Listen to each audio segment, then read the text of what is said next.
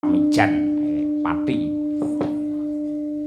emanipun leres yayi ponakrami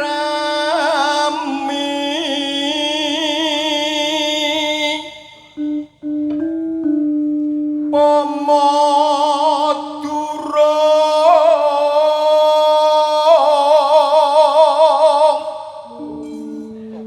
sun ingkang anggarwa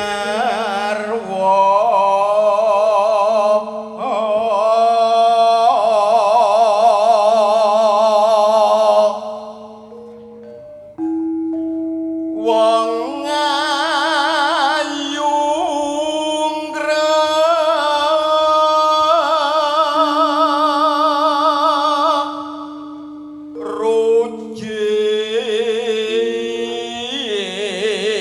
rujit wae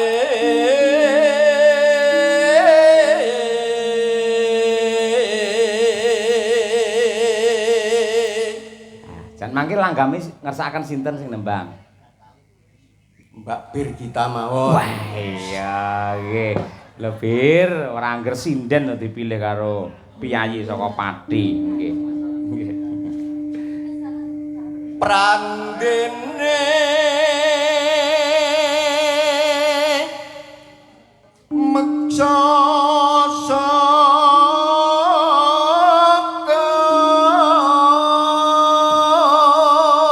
sekor jebul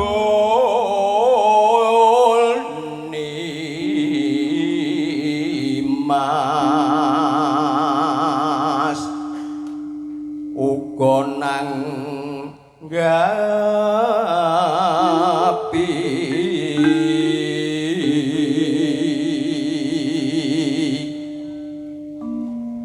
ayo to sambung rasa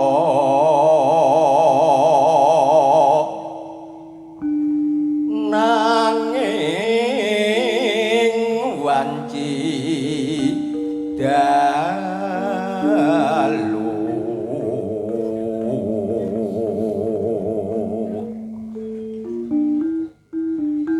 tan ana ingkang grubeda nyuntak tresno senajan mung srana piranti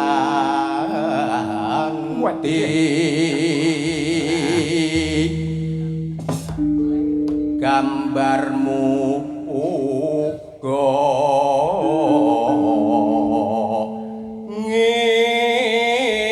ngiklo ayo Bir jumeneng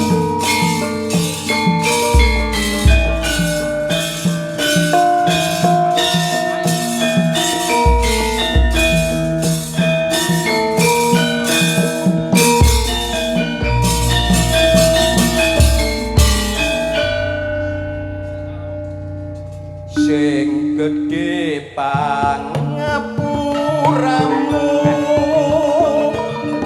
Mas pepujan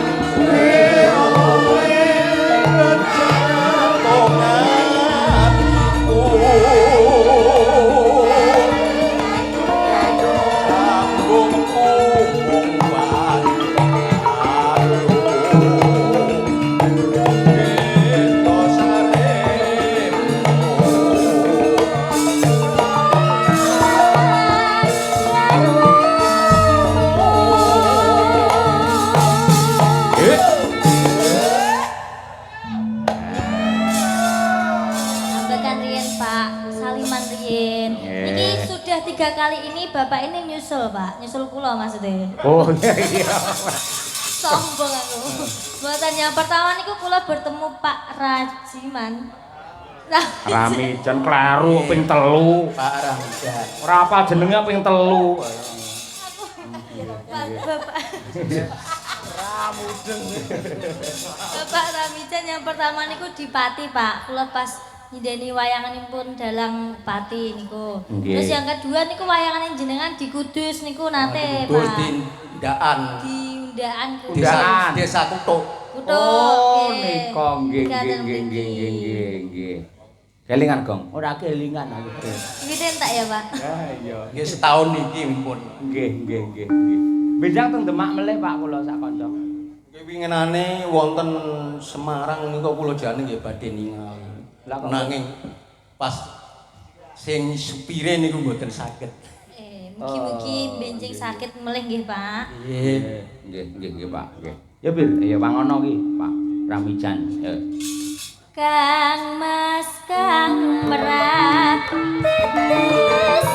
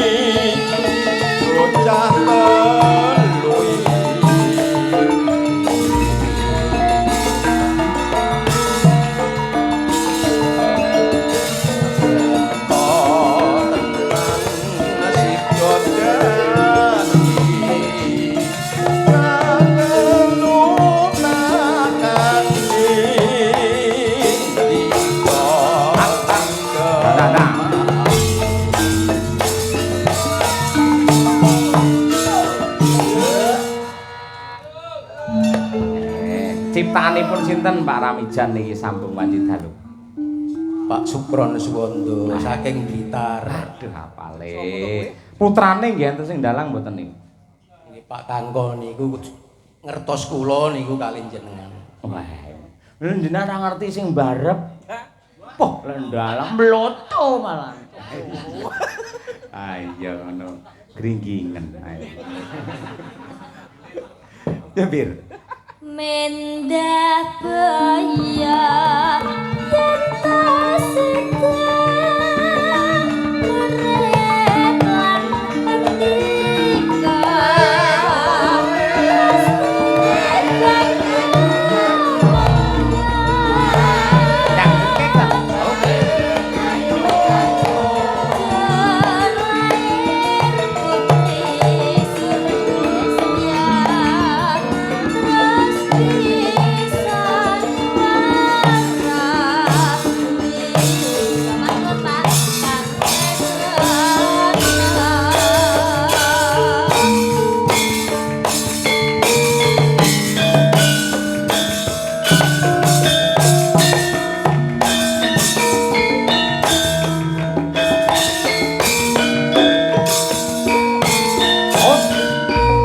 Awas.